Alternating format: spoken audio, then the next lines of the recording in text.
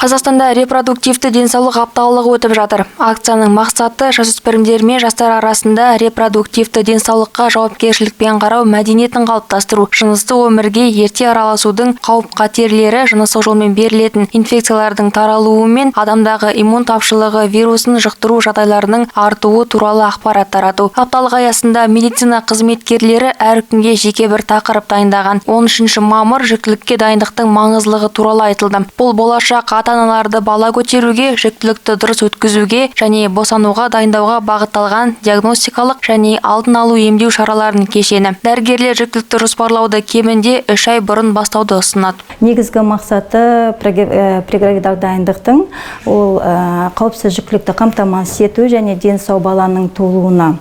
Әйелдердегі экстрагениталды патологиялардың бары ол жүктілік босану ағымдарына және баланың дамуына, өлім-жітімге әсерін тигізеді. Сондықтан да әйелдегі экстрагениталдық патологияларды қарастыру жөн.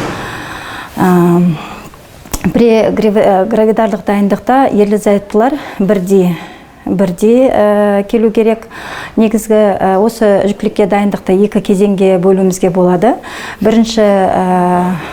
Бірінші прегравидарлық консультация.